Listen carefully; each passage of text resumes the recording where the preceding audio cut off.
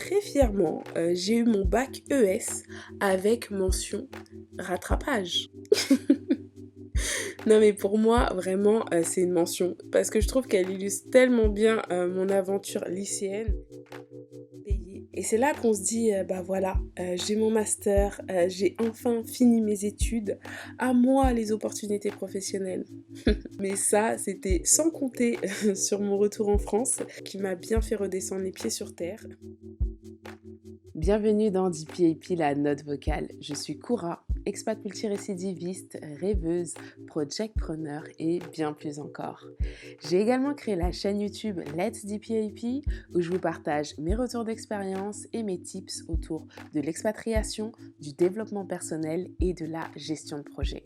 Et depuis le début, l'objectif, il est simple, que l'on puisse se donner la force pour concrétiser nos rêves ainsi que nos projets. Et à travers ce podcast, je vous retrouve en toute intimité pour que l'on puisse parler mindset, stratégie et surtout de toutes ces émotions qui nous traversent pendant que l'on dream, plan, act and be impatient. Donc si c'est quelque chose qui vous parle, c'est parti. Let's DPAP, la note vocale. Hello hello, j'espère que vous allez bien. Je suis super contente de vous retrouver dans cette nouvelle note vocale. Et aujourd'hui, je reviens pour vous parler de mon parcours scolaire. Parce que voilà, j'en ai parlé dans quelques vidéos, on m'a posé des questions. Mais c'est vrai que jusqu'ici, j'étais pas rentrée dans les détails. Et puis en plus, là, ça tombe bien parce que je suis en plein dans les démarches pour mon visa de résidente permanente au Canada. Et c'est vrai que le parcours scolaire et le parcours professionnel, ben, c'est au cœur des démarches. Et vu que c'est un de mes gros objectifs de cette année, je me suis dit, quitte à avoir la tête dans mon parcours scolaire et dans mon parcours pro, autant que j'en profite et que je fasse enfin ces notes vocales. Donc j'ai intitulé cette note vocale Mon parcours scolaire, orientation scolaire par dépit, ennui et révélation. Parce que c'est un petit peu comme ça que je résumerai mon parcours scolaire. Parce que si je regarde bien, de manière générale, je peux pas dire que j'ai été une bonne ni une mauvaise élève. Parce qu'autant j'ai pu briller à certains moments et par d'autres, j'ai pu briller par mon absence. Mais voilà, en y regardant de plus près, je réalise vraiment que quand je vous dis que je fais les choses avec le cœur, ça a commencé depuis très très longtemps en fait. Alors de la primaire au collège, j'étais une élève moyenne, hein. J'avais pas d'excellentes notes, mais j'avais pas non plus de très très mauvaises notes, hein. Franchement, ça allait. Mais j'avais toujours cette appréciation, peut mieux faire. Je sais pas si vous l'aviez aussi, mais moi en tout cas, je sais qu'à l'époque, tant que j'avais la moyenne, si les cours ou les profs ne me stimulaient pas plus que ça, fallait pas m'en demander plus en fait. Et vu que les notes n'étaient pas catastrophiques, ben je me contentais de ça. Après, les choses se sont un peu plus compliquées quand je suis arrivée au lycée. Et franchement, scolairement parlant, ces 3 années de lycée, elles ont fait partie en fait des années que j'ai le moins aimées. Vraiment, le lycée, j'en garde pas un très bon souvenir, si ce n'est les souvenirs avec les potes. Mais sinon, nouvel environnement, beaucoup moins marrant qu'au collège d'ailleurs. Chute des notes, voilà. Moi, j'ai fait une seconde générale et je crois que j'ai perdu ouais, 2 à 3 points sur ma moyenne en l'espace d'un trimestre. Et la fameuse pression du choix d'orientation. Alors que je savais même pas qui j'étais en fait. Et pour l'anecdote, à l'époque, je me rappelle, je voulais faire un bac S. Le bac S, c'était le bac magique, celui qu'on nous vendait comme ouvrant toutes les portes. C'est celui qui allait faire plaisir à tout le monde. Et puis aussi, j'aimais le maquillage, donc je m'étais dit pourquoi pas devenir chimiste en cosmétique. Mais voilà, c'est un projet que j'ai très très vite abandonné en fait quand on m'a proposé le redoublement pour pouvoir accéder à la première S. Parce qu'ok, j'aimais le maquillage, mais ça faisait pas du tout le poids avec le fait de passer une année supplémentaire au lycée. Donc voilà, c'est comme ça que j'ai atterri en première ES sans aucune conviction, un petit peu par dépit. Pour vous dire à quel point je croyais en mon projet, hein.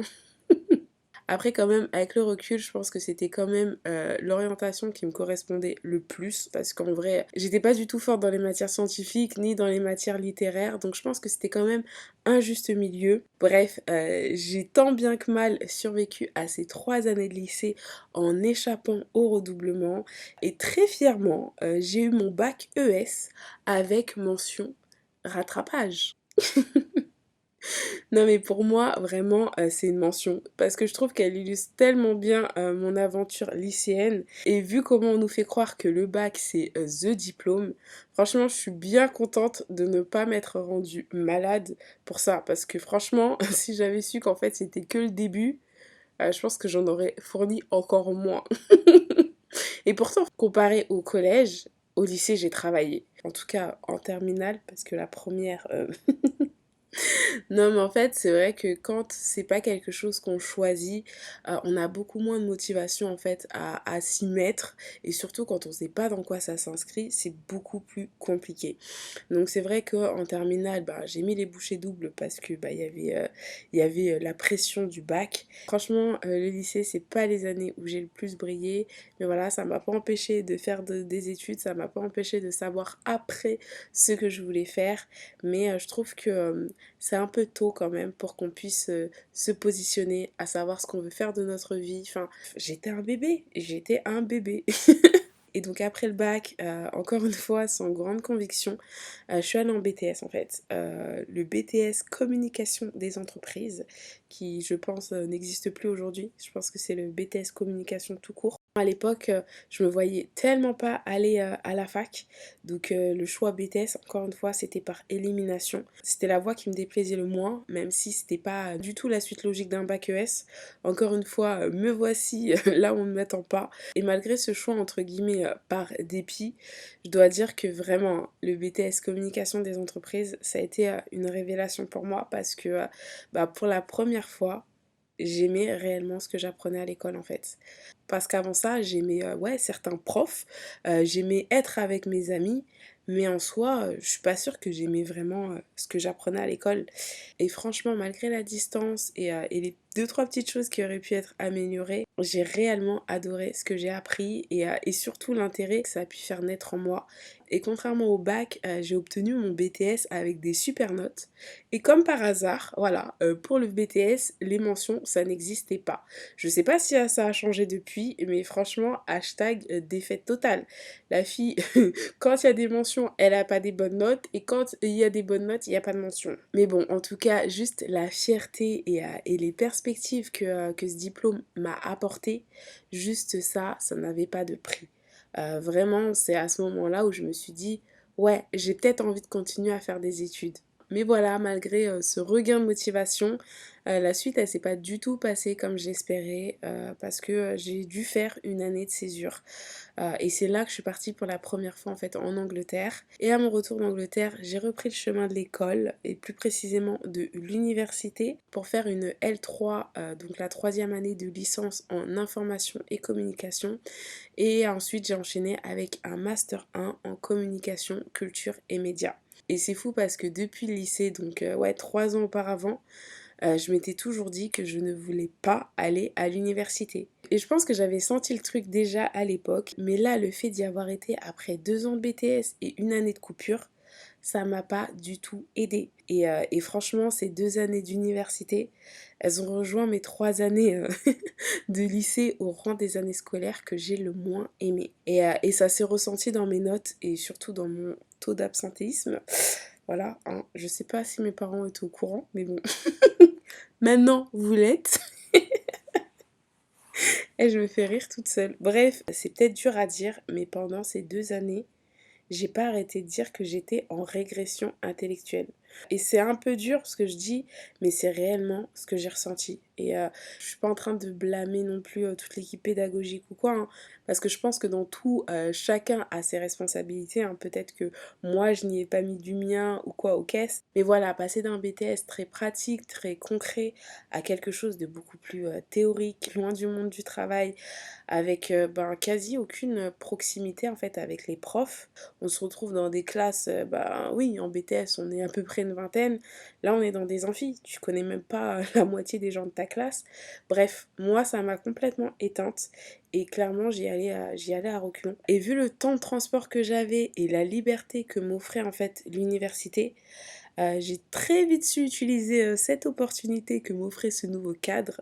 Voilà, j'avais squatté, la situation, d'autant plus qu'à cette époque-là, je travaillais à côté en tant que surveillante dans un lycée et je trouvais ça tellement plus stimulant et enrichissant que je m'étais dit, «Pourquoi aller faire, autant de temps de transport pour quelque chose en plus que je peux avoir en ligne?» parce que bizarrement tous les cours étaient accessibles en ligne. Je sais pas si ça a changé depuis, en tout cas moi dans ma fac c'était comme ça. Et j'avoue que pour mon master 1, j'ai vraiment fait que les cours obligatoires en présentiel, sinon pour tout le reste, bah, je travaillais de mon côté en fait. Et ça m'a pas empêché de valider ma licence ainsi que mon master 1, mais à côté de ça, j'avais perdu ben, toute l'assurance professionnelle ben, que j'avais pu gagner avec mon BTS et clairement, je me sentais pas du tout prête à affronter le marché du travail comme ça. Donc j'ai tenté de faire ma dernière année, mon M2 en alternance. Et contrairement à toutes les offres qu'on peut trouver aujourd'hui en alternance, franchement à l'époque il n'y en avait pas autant, surtout en communication. Et voilà, le résultat c'est que je me suis retrouvée en octobre 2013 avec mon master 1 sans avoir réellement de plan concret pour la suite. D'ailleurs, ben, je vous en ai parlé dans ma note vocale sur le fait de sauter sa vie.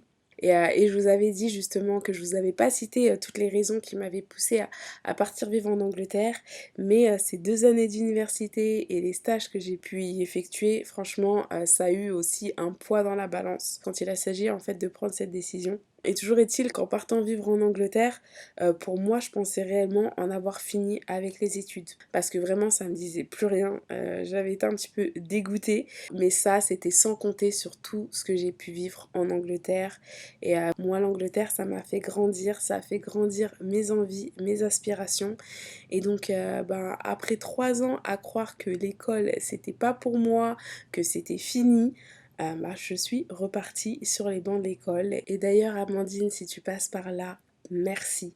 Parce que sans toi, je serais sans doute passée à côté de tout ça. Parce que oui, quand je vous dis de parler de vos projets, de parler de ce en quoi vous aspirez, c'est aussi pour ça. Parce que des fois, les opportunités dont vous avez besoin, ben, vous seront tout simplement apportées par des gens qui seront ce qui vous intéresse. Et ça a été mon cas quand on m'a vendu ce master. Je me rappellerai toujours de ce trajet Birmingham-Paris qu'on a fait en voiture toutes les deux et où tu me disais, non mais là, il y a un master qui ouvre, c'est un master qui pourrait tellement t'intéresser. Et c'est de là que tout est parti en fait. Et voilà, c'est comme ça que je me suis retrouvée à faire mon master Enterprise Management en Angleterre. Et pour la première fois hein, de toute ma scolarité, c'était mon choix. Et comment vous dire qu'en fait ça a été le jour et la nuit avec mes 2 années d'université que j'avais pu faire en France. Non pas que je suis en train de dire qu'en Angleterre c'est mieux, pas du tout, parce que les deux situations n'étaient pas du tout pareilles. Là, je savais ce que je voulais, je savais pourquoi je le faisais. Le cadre, les matières, l'approche pédagogique, c'était totalement différent. Et pour la première fois, je sentais enfin que j'étais réellement à ma place. Et ça s'est ressenti hein, parce que tout était aligné, c'est-à-dire que j'avais les bonnes notes et la mention était disponible et je l'ai eu, ma mention, très bien. Donc tout ça pour vous dire que moi, ça m'a pris plus de 25 ans pour trouver enfin le cursus que je voulais faire pour valider mon projet professionnel et enfin finir mes études à 28 ans.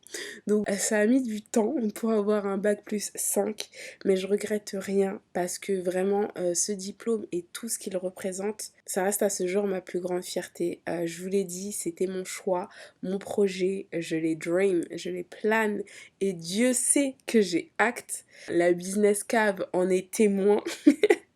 Et j'ai été patiente et persévérante, mais ça a payé, ça a payé. Et c'est là qu'on se dit, bah voilà, j'ai mon master, j'ai enfin fini mes études, à moi les opportunités professionnelles. Mais ça, c'était sans compter sur mon retour en France, qui m'a bien fait redescendre les pieds sur terre. Enfin bref, long story short, ça n'a pas été le tableau le plus idyllique du monde. Même si le SWOT avait changé, que j'avais gagné en compétences, que j'avais gagné en expérience, malgré ça, ça a été compliqué de trouver du travail en France. Parce que visiblement, sur le marché du travail, il faut gagner sa place en étant ben, ce mouton à 5 pattes qui n'est pas très gourmand. Mais bon, bref, je pense que vous voyez ce que je veux dire. Donc, je me suis pas laissée abattre. Je suis repartie en formation. Mais bon, c'était quand même un peu frustrant d'être parti en se disant que on allait améliorer son employabilité, d'avoir fait en sorte de le faire et de revenir et d'être confronté encore à des difficultés. Mais bon, moi j'ai des projets, donc j'ai relevé le challenge, j'ai relevé la menace, hashtag SWOT. Et c'est comme ça que j'ai atterri dans une nouvelle formation en transformation digitale autour de tout ce qui était système d'information. D'ailleurs, Nélange, si tu passes par là, merci, merci de m'avoir parlé de cette formation, merci d'avoir été là. Franchement, quand je vous dis que d'être bien entouré, c'est une force, c'est limite un euphémisme. Parce que voilà, là je suis en train de vous parler de tout mon parcours scolaire et certaines des plus belles opportunités que j'ai pu avoir, ça a été grâce à mon entourage. Donc vraiment, ne négligez pas votre entourage, ne négligez pas le fait de parler de vos projets parce que vous ne savez pas d'où est-ce que la prochaine opportunité dont vous avez besoin peut venir. En tout cas, concernant cette formation, encore une fois, j'ai pas atterri dans celle pour laquelle j'avais postulé, mais moi je vous le dis, hein, quand on me ferme une porte, je rentre par la fenêtre, je rentre par le Velux, je m'en fiche parce que oui, j'ai un projet derrière, donc je me donne les moyens de mes ambitions et je ne laisse personne, je dis bien personne, me dévier de mon objectif. Franchement, je suis un peu butée pour ça, on me le dit souvent. Mais hey, jusqu'ici ça paye, donc pour l'instant j'ai pas vraiment envie de changer. Donc voilà un petit peu mon parcours scolaire qui n'a pas été un long fleuve tranquille. Il y a eu des pauses, il y a eu des réorientations, il y a eu des déménagements. Et malgré un master international avec mention très bien et le fait de parler anglais, c'est pas pour autant que j'ai trouvé du travail en un claquement de doigts quand je suis rentrée en France. Donc vraiment, si j'ai bien un message, hein, notamment pour tous ceux qui ne se sentent pas légitimes parce qu'ils n'ont pas fait d'études ou pas fait beaucoup d'études, franchement, ne vous auto-flagellez pas, ne vous limitez pas parce que déjà d'une, il est jamais trop tard pour apprendre, pour se former, pour concrétiser ses projets. Et voilà, moi certes j'ai fait des études, mais je n'ai jamais autant appris qu'en dehors de l'école.